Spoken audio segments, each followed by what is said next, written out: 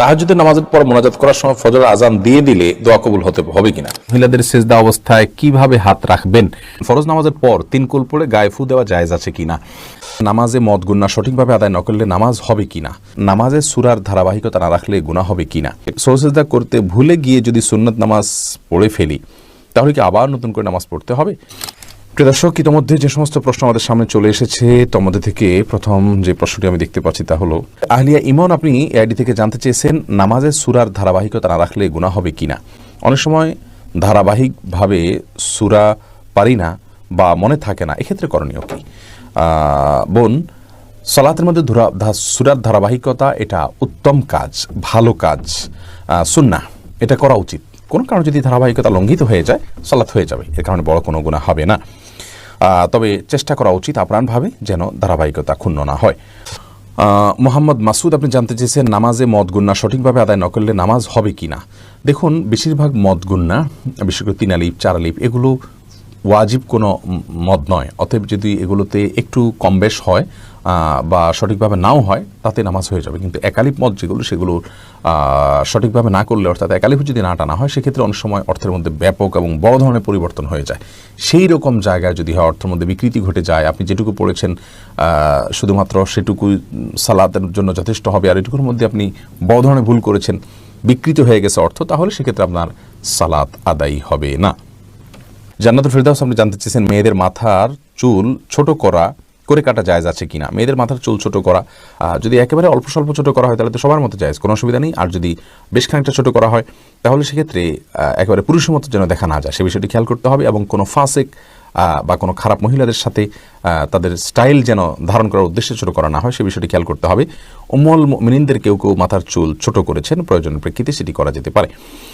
আরিফিন আহমেদ সাগর আপনি জানতে চেয়েছেন চিংড়ি মাছ খাওয়া জায়েজ হবে কিনা। জি, চিংড়ি মাছ খাওয়া জায়েজ আছে। এটাকে একসময় আলেমরা মাকরুহ বলতেন, এখন কেউই এটাকে আর মাকরুহ বলেন না, কারণ এটিও এক প্রকারের মাছ, যার কারণে এটি সম্পূর্ণ জায়েজ এবং হালাল।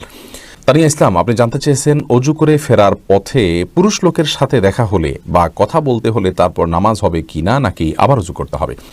না বোন, কোনো পুরুষ লোকের সাথে অজু করার পর যদি দেখা হয় বা কথা হয় তাতে আপনার অজু ভঙ্গ হবে না। অজু ভঙ্গ হওয়ার সাথে এর কোনো সম্পর্ক নেই। কেউ যদি অজু করার পর কোনো পুরুষের সাথে অন্যায়ভাবে দেখা দেন, হারামভাবে দেখা দেন, হারাম কথা বলেন, তাহলে ঠিক গুনার কারণ হবে, ভিন্ন কথা, কিন্তু এর ফলে অজু ভঙ্গ হবে না। অজু ভঙ্গ হওয়ার সাথে অজু ভঙ্গকারী বিষয়গুলোর সম্পর্ক, যেমন অপবিত্র কোনো কিছু শরীর থেকে বের হলো কিনা, ঘুমালেন কিনা, অজু ভঙ্গের কোনো কারণ পাওয়া গেল কিনা, এর সাথে হলো অজু ভঙ্গের সম্পর্ক। এরপরে কাজী রিয়াদ আপনি জানতে চেয়েছেন বাচ্চারা অনেক সময় নিজের ছায়ার সাথে খেলা করে, এদিকে কোনো ক্ষতির সম্ভাবনা আছে? না, বাচ্চারা নিজের ছায়ার সাথে খেলা করলে এর জন্য বিশেষ কোনো ক্ষতির কথা আছে বলে আমার জানা নেই। ইসরাত আলিজা আপনি জানতে চেয়েছেন শরীরে কোনো অংশে ব্যান্ডেজ লাগানো থাকলে ফরজ গোসল হবে কি না। যদি কোনো অংশে ব্যান্ডেজ লাগাতে হয়, ব্যান্ডেজ করাটা তার জন্য ক্ষতিকর হয়, অসুবিধার হয়, তাহলে সেক্ষেত্রে যে অংশে ব্যান্ডেজ লাগানো আছে ওই অংশ বাদে বাকি অংশে আপনি পানি ঢেলে যদি ধৌত করেন আর ব্যান্ডেজের উপরে শুধু ভিজা হাত দিয়ে মুছে নেন, তাহলে আপনার গোসল হয়ে যাবে। আর যদি ব্যান্ডেজটা এরকম জায়গায় হয়, কথার কথা পেটে বড় করে ব্যান্ডেজ আছে, তাহলে সেক্ষেত্রে আপনি উপরের অংশে কোনোভাবে পানি দিতে পারছেন না, দিলেই ব্যান্ডেজ ভিজে যাবে, তাহলে সেক্ষেত্রে আপনি অবশ্যই তায়াম্মুম করে সালাত আদায় করতে পারবেন। সোহেল রানা সুজন আপনি জানতে চেয়েছেন বাতের ব্যথার জন্য এক জাতীয় পাথরের মতো দেখতে এক প্রকার বস্তু লাগানো ব্রেসলেট যা হাতে ব্যবহার করা হয় আবার পায়ে কালো রাবারের মতো ব্যবহার করা হয়, এ সম্পর্কে হুকুম কি?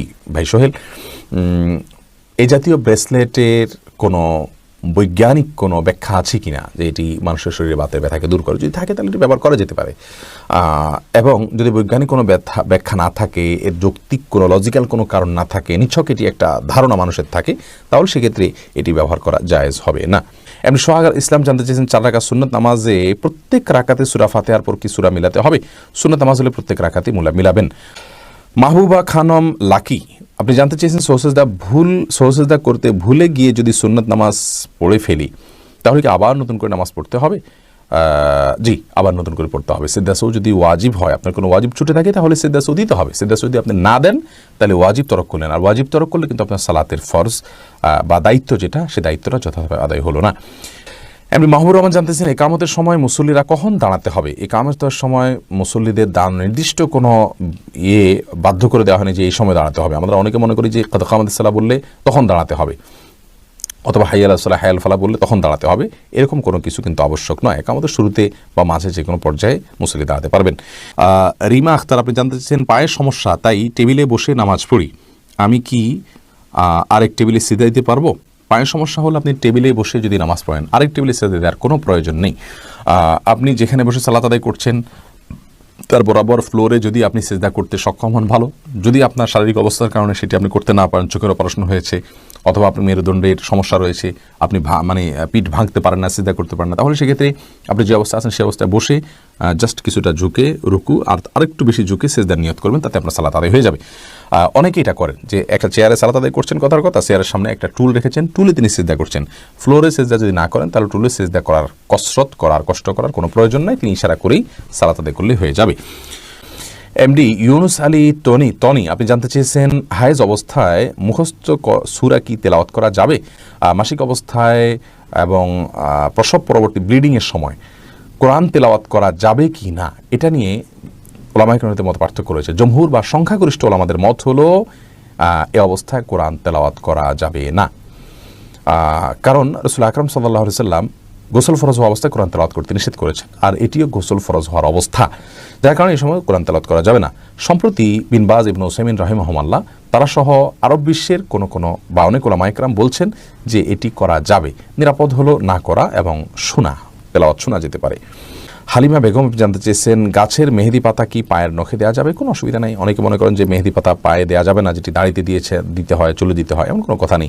তেলও তো দাড়িতে চুলে দিতে হয়, পানিও তো আমরা মাথায় দিই, সেটা আবার পায়েও দিই, অতএব এটা কোনো কথা নেই, এমন কোনো কথা নেই যে মেহেদি পাতা পায়ে দেওয়া যাবে না, নখে দেওয়া যাবে না। মোস্তফা কামাল, আপনি জানতে চেয়েছেন ইমাম সৌসেজদা দিতে ভুলে গিয়ে নামাজ শেষ করলে মুক্তাদিকে আবার নামাজ আদায় করবে? মুক্তাদিতে ইমাম সাহেবকে স্মরণ করিয়ে দিবেন, লোকমা দিবেন, তাকবীর দিবেন, এই সুবহানাল্লাহ বলবেন, তাতে ইমাম সাহেব যদি মনে উঠে সিজদা সৌ দেন সালাফানোর পরেও পশ্চিম কিবলার দিকে ফেরা অবস্থায়, তাহলে তো আলহামদুলিল্লাহ সবাই সালাত হয়ে গেল। আর যদি ইমাম সাহেব আপনাদের চলেই গেছেন, পরবর্তীতে জানা গেল যে ইমাম সাহেব একটি ওয়াজিব তরক করেছেন, তাহলে সেক্ষেত্রে মুক্তাদি নিজের ওই সালাতকে আবার দোহরাইতে হবে। মীর মোহাম্মদ আবু জাহেদ, আপনি জানতে চেয়েছেন জন্ম নিয়ন্ত্রণ জায়েজ আছে কিনা, সঠিক নিয়ম বললে উপকৃত হব। জন্ম নিয়ন্ত্রণ করা ইসলামী শরীয়তের দৃষ্টিকোণ থেকে জায়েজ রয়েছে দুটি শর্ত সাপেক্ষে। প্রথম শর্ত হলো সন্তান জন্ম নিলে সে কি খাবে বা তাকে আমি কি খাওয়াবো, এই মুহূর্তে আমার উপার্জন নেই, অথবা এই মুহূর্তে তার জন্ম হলে আমি অর্থ কষ্টে ভুগবো, এরকম সংখ্যা থেকে জন্ম নিয়ন্ত্রণ করা জায়েজ নাই। কারণ আল্লাহ রাব্বুল আলামিন কোরআনে কারিমে বলেছেন লা তাকতুলু আওলাদাকুম খাশিয়াতা ইমলাক নাহনু নারযুকুহুম ওয়া ইয়াকুম, তোমরা তোমাদের সন্তানদেরকে কি খাওয়াবে এই চিন্তা থেকে হত্যা করে ফেলো না, কারণ আমি তাদেরকে এবং তোমাদেরকে উভয়কে রিজিক দান করব। অতএব রিজিকের ভয়ে জন্ম নিয়ন্ত্রণ করা জায়েজ নাই। যদি কেউ এই চিন্তা থেকে জন্ম নিয়ন্ত্রণ করে যে আমার স্ত্রীর স্বাস্থ্যগত দিক থেকে তিনি এখন সন্তান জন্ম দেওয়ার জন্য ফিট নন, অথবা ডক্টর নিষেধ করেছেন যে এত বছর পর্যন্ত তার সন্তান ধারণ করা উচিত হবে না, অথবা এমন কোনো জায়গায় আছেন যেখানে আসলে এই মুহূর্তে আরেকটি সন্তান হলে সেটাকে লালন পালন করা কঠিন হবে, বা একটা ছোট সন্তান আছে মায়ের দুধ খাচ্ছেন, আরেকটা সন্তান আসলে মায়ের জন্য লালন পালন করাটা টাফ হয়ে যাবে, সেরকম লোকজন নাই, অর্থাৎ পারিপার্শ্বিক কারণে যদি জন্ম নিয়ন্ত্রণ করা হয় সেটা জায়েজ রয়েছে। দ্বিতীয় শর্ত হলো যে যদি স্থায়ীভাবে না করা হয়, অস্থায়ীভাবে করা হয়, সে অস্থায়ীটা 2 বছর 4 বছর 6 বছর 10 বছর পর্যন্ত হতে পারে, সমস্যা নেই। যে অস্থায়ীভাবে জন্ম নিয়ন্ত্রণ যদি করা হয় এবং রিজিকের ভয় ছাড়া অন্য কোনো কারণে জন্ম নিয়ন্ত্রণ করা হয়, তাহলে সেটি জায়েজ রয়েছে। রোকসানা পারভিন, আপনি জানতে চেয়েছেন আমার কোমরের সমস্যা, সেক্ষেত্রে কি চেয়ারে বসে সালাত আদায় করলে গুনাহ হবে? কোমরের যদি সমস্যাটা এই পর্যায়ের হয় বোন যে আপনি রুকু সিজদা করতে পারেন না, আপনার অসহনীয় ব্যথা হয়, যন্ত্রণা হয়, আপনি কাতরাতে থাকেন, অথবা ডক্টর আপনাকে বলেছেন যে ডক্টর আপনার সালাতের গুরুত্ব বুঝেন, আবার আপনার শরীরের সমস্যার কথাও জানেন, তিনি যদি বলেন যে না আপনি নর্মালি রুকু সিজদা করে কোমর ভেঙে রুকু সিজদা করতে গেলে আপনার জন্য বড় ধরনের সমস্যা হবে, স্থায়ী রোগ হবে, অথবা আপনার কোনো অঙ্গ হানি হতে পারে বা অঙ্গের সমস্যা হতে পারে বড় কোনো, তাহলে সেক্ষেত্রে আপনি চেয়ারে বসে ইশারায় রুকু সিজদা করতে পারবেন। নাভির নিচের লোম ক্রিমার ব্যবহার করে দূর করা যাবে কিনা? জি যাবে, কোনো অসুবিধা নেই। ক্রিমার ইউজ করে নাভির নিচের লোম ইত্যাদি রিমুভ করা যাবে। রাশেদ ইসলাম রাকিব জানতে চেয়েছেন কেউ যদি জামাতে গিয়ে ইমাম রুকুতে থাকা অবস্থায় তাকবীরে তাহরিমা বাঁধে কিন্তু সানা পড়তে পড়তে ইমাম রুকু থেকে উঠে যায়, তাহলে কি সেই রাকাত পেয়েছে বলে গণ্য হবে? দেখুন, ইমাম রুকুতে থাকা অবস্থায় যদি তাকবীর তাহমিদ বাঁধেন এবং ইমাম তিনি রুকুতে যাওয়ার আগেই ইমাম আপনার উঠে যান, তাহলে সেক্ষেত্রে সে রাকাত পেয়েছেন বলে ধরা হবে না, কারণ তিনি ইমামকে রুকুতে গিয়ে পান নাই। মান আদরাকার রুকু ফাকাদ আদরাকার রাকাতা, যে ব্যক্তি রুকু পেল সে রাকাত পেল। হাদিসের দ্বারা উদ্দেশ্য হলো যে ব্যক্তি রুকুতে গেল, যে রাসূলুল্লাহ ইমামকে সে রুকুতে পেল, সে রাকাত পেল। কিন্তু এটুকু যদি না হয় তাহলে সেক্ষেত্রে তিনি রাকাত পেয়েছেন বলে গণ্য করা হবে না। জান্নাতুল মাওয়া এই আয়াত থেকে আপনি জানতে চাইছেন কসম বা দোহাই কি এক? আল্লাহ ছাড়া কি কারো নামে দোহাই দেওয়া যাবে? অনেকে পীরের দোহাই দেয়, এটা কি শিরক? আল্লাহ ছাড়া আর কারো নামে দোহাই দেওয়া যাবে না। দোহাইটা কসমের প্রকৃতির, কিন্তু যতক্ষণ পর্যন্ত কারোর নামের দোহাই না দেয়া হয়, যেমন এমনি বললো দোহাই লাগে তোমার, তাহলে সেটা শপথ হিসাবে বিবেচিত হবে না। কিন্তু কারোর নাম দিয়ে অমুকের দোহাই তমুকের দোহাই যদি বলা হয় তাহলে এটাও শপথের আপনার ক্যাটাগরিতেই পড়বে। আর রাসূল করিম সাল্লাল্লাহু আলাইহি ওয়াসাল্লাম স্পষ্টভাবে জানিয়েছেন, মান আরাদা আন ইয়াহলিফা ফালিয়াহলিফ বিল্লাহি আও লিয়াসমুত, যে ব্যক্তি হলফ করতে চায়, শপথ করতে চায়, সে যেন আল্লাহর নামে শপথ করে অথবা চুপ থাকে। অর্থাৎ চুপ থাকা ছাড়া আপনার তিনি যদি শপথ করতে গিয়ে অন্য কারোর নামে শপথ করেন তাহলে সেটা শিরক হবে, শিরক আসগর হবে। এই জন্য অন্য কারোর নামে শপথ করা উচিত নয়, গুনাহের কথা। দোহাইটা যদি অন্য কারোর নাম দিয়ে দেয় তাহলে সেটাও এক প্রকার শপথ হলো, এটা উচিত নয়। কবির আহমেদ আপনি জানতে চেয়েছেন মৃত্যু দিবসে কোরআন খতম দেওয়া সম্পর্কে ইসলামের বিধান কি? ভাই কবির, মৃত্যু দিবসে কোরআন খতম দেওয়ার কোনো নির্দেশ ইসলাম আমাদেরকে দেয়নি, বরং আপনার মৃত্যু দিবস পালনেরও কোনো বিশেষ কোনো পদ্ধতি পালন করতে হবে এরকম কোনো নির্দেশ ইসলাম আমাদেরকে দেয়নি। মানুষের মৃত্যুবরণ করেছেন, এরপরে সেটাকে মাথায় রেখে মেনশন করে সেই বছরটাকে প্রতি বছর একবার করে যে কোনোভাবে হোক উদযাপন করা, এই শিক্ষাটাই ইসলাম দেয়নি আমাদেরকে। আমরা সারা বছর মৃত্যুর জন্য সাধারণভাবে দোয়া করব, তার জন্য করণীয় কাজগুলো করব, এটাই হলো ইসলামের শিক্ষা। আনোয়ার হোসেন জানতে চেয়েছেন ফরজ নামাজের পর 3 কুল পড়ে গায়ে ফু দেওয়া জায়েজ আছে কিনা? দেখুন, 3 কুল পড়ে গায়ে ফু দেওয়ার বিষয়টি জায়েজ রয়েছে এবং হাদিস দ্বারা প্রমাণিত। আমাদের প্রিয় নবী সাল্লাল্লাহু আলাইহি সাল্লাম সকাল সন্ধ্যা বিশেষ করে রাতে 3 কুল পড়ে ফু দিয়ে শোয়া, এটা তার থেকে প্রমাণিত, বিধায় এটা করা যেতে পারে। প্রত্যেক নামাজের পরে এটা করতে বলেনি, নামাজের পরে 3 কুল একবার করে পড়তে হবে, কিন্তু পড়ে গায়ে ফু দেওয়ার নির্দেশ নাই। কিন্তু ট্রিটমেন্ট হিসাবে, চিকিৎসা হিসাবে কেউ যদি জিনের বা অন্য কোনো সমস্যাগ্রস্ত মনে করেন তাহলে সেক্ষেত্রে তিনি এটা অবশ্যই করতে পারেন ইনশাআল্লাহ বিইذনিল্লাহ, অসুবিধা নেই। রুকিয়া হিসাবে করতে পারেন, তবে সুন্নাহ নয়। মোহাম্মদ রাজিকুল করিম জানতে চেয়েছেন শুনেছি সিজদায় গিয়ে দোয়া করলে কবুল হয়, জানার বিষয় হলো এটা কি শুধু নামাজের সিজদায়? নামাজ ব্যতীত এমনিতে সিজদা করা যাবে কিনা? যাবে, নামাজ ব্যতীত এমনি সিজদা করা যাবে এবং সেখানে আল্লাহু আকবার বলে সিজদা গিয়ে সুবহান রাব্বিল আলা পড়লেন এবং আল্লাহর কাছে মন মতো চাইলেন, এরপর আল্লাহু আকবার উঠে গেলেন, কোনো অসুবিধা নেই। বিল্লাল আহমেদ সুমন আপনি জানতে চেয়েছেন ফরজ সালাত একা পড়লে কি একামত দেওয়া লাগবে এবং কেরাত কি জোরে জোরে পড়া লাগবে?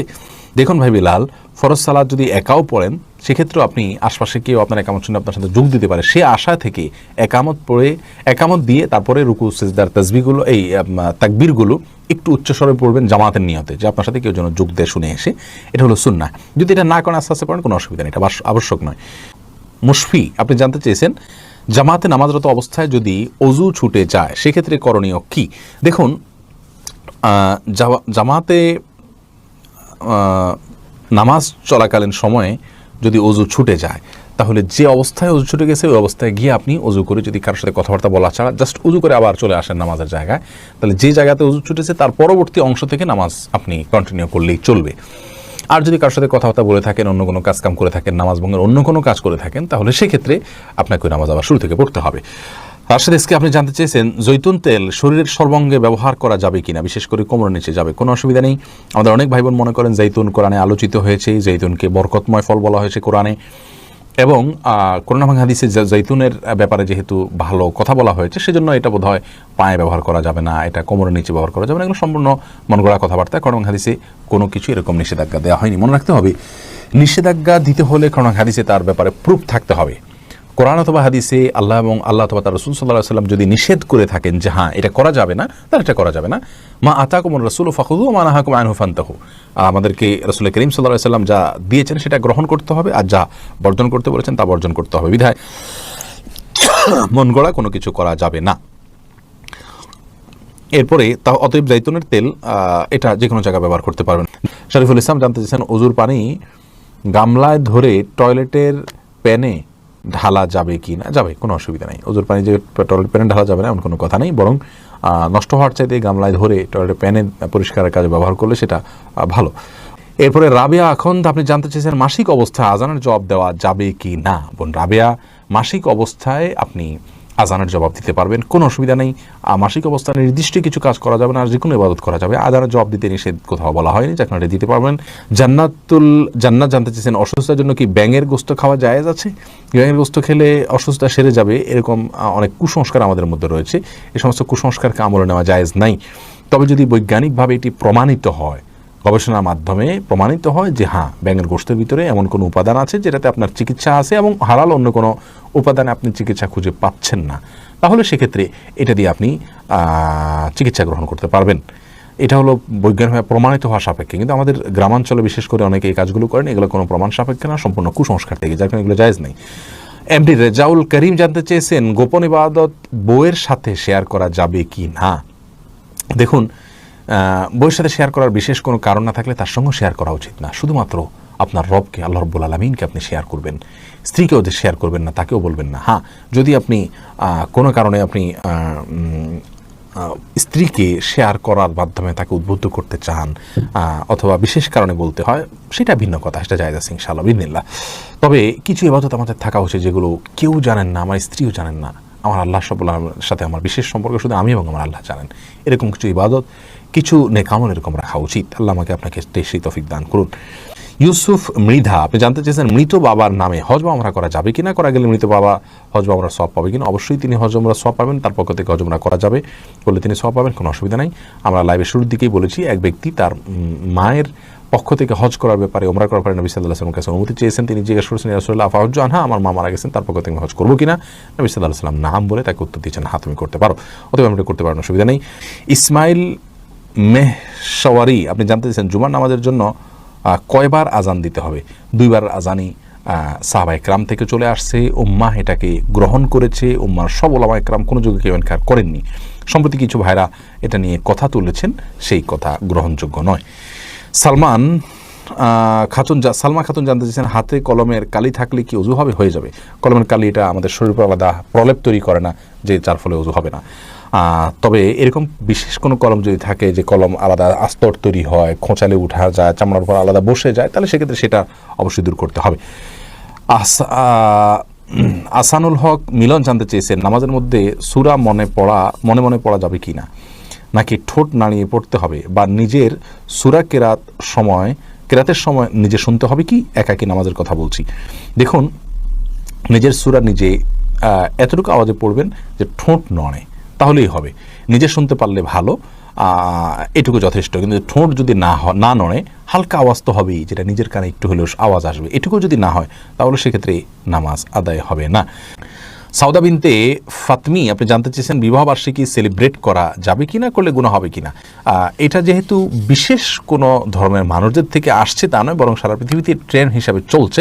এটাকে যদি কেউ ঘরোয়াভাবে নিজস্বভাবে জাস্ট একজনকে উইশ করলো বা স্মরণ করলো, একটু ভালো লাগে কাজ করলো, তাদের এটুকুর মধ্যে সীমাবদ্ধ থাকে, কোনো অসুবিধা নেই। কিন্তু এখান থেকে অনেক অনাচার, অনেক পর্দাহীনতা এবং অনেক বাজে দিক এর সৃষ্টি হয়ে যায়। এই জন্য এগুলো যতটা অ্যাভয়েড করা যায় ততটা ভালো। রিয়াদ মাহমুদ জানতে চেয়েছেন চুল বিক্রি করে সেটা সৎ কাজে দান করা যাবে কি না? ভাই রিয়াদ মাহমুদ, চুল বিক্রি করে সৎ কাজে দান করলে জায়েজ হবে না, কারণ আপনার শরীরের কোনো অংশ বিক্রি করা জায়েজ নাই। আপনার শরীরের অংশগুলো বিক্রি করার জন্য আল্লাহ রাব্বুল আলামিন আপনাকে অনুমোদন দেননি, যার কারণে এটার মালিক আপনি না যে আপনি বিক্রি করে দিবেন। তবে হ্যাঁ, কাউকে দান করে দিতে পারেন, জিনিসটাই গোটা দান করে দিতে পারেন, কিন্তু বিক্রি করতে পারেন না। সাহারা সুলতানা জানতে চেয়েছেন মহিলাদের সেজদা অবস্থায় কিভাবে হাত রাখবেন? দেখুন, এটা নিয়ে ওলামা একরামের ভিতরে, ইমামগণের ভিতরে মত পার্থক্য রয়েছে। আমাদের দেশে ওলামা একরাম তো বলেন যে একেবারে মাটির সাথে বিছিয়ে রাখবেন, এবং এর ক্ষেত্রে এর সপক্ষে কিছু আসার তারা পেশ করে থাকেন, কিছু রেওয়ায়েত তারা পেশ করে থাকেন। আর এরাবাইন স্কলাররা, মিডল ইস্টের ওলামা একরাম, তারা অবশ্য ভিন্ন কথা বলে থাকেন। তারা বলেন যে আমরা যখন মেয়েরা সিজদা দিবেন, তো ছেলেদের সিজদার চাইতে মেয়েদের সিজদা ব্যতিক্রম হবে না। তবে ইবনে উসাইমিন রাহিমাহুল্লাহ সহ সৌদের অনেক স্কলার বলেছেন যে কিছুটা শারীরিক গড়নের কারণে মেয়েরা কিছুটা জড়সড় থাকবেন ছেলেদের তুলনায়। এস এ আফ্রিদি জানতে চেয়েছেন অজু থাকা অবস্থায় যদি কোনো খারাপ কিছু সামনে চলে আসে তাহলে কি অজু ভেঙে যাবে? না, ওটা দেখলে যে অজু ভেঙে যাবে এমন কোনো কথা নয়। খন্দকার দিনা জানতে চেয়েছেন গর্ভপাতের কতদিন পর নামাজ আদায় করা যাবে? বোন দিনা, গর্ভপাতের পর যতদিন পর্যন্ত ব্লিডিং হবে, সেই ব্লিডিংটা যদি আপনার গর্ভপাতের পরে 40 দিন পর্যন্ত সর্বোচ্চ হয় তাহলে এই কয়দিন নামাজ পড়বেন না, তারপর নামাজ পড়বেন না। যদি তার কম হয় তাহলে যতদিন হয় তারপরে ব্লিডিং বন্ধ হয়ে গেলে তখন তাই নামাজ পড়বেন। মোহাম্মদ আরিফুর রহমান জানতেছেন দাড়ি কাটা ইমামের বিছানা নামাজ পড়া যাবে কি না, এটা নিয়ে মত পার্থক্য আছে। ইমাম আবু হানিফা রাহিমাহুল্লাহর মতে ফাসেক দাড়ি কাটা ইমাম তার পিছনে নামাজ পড়া মাকরুহ হবে।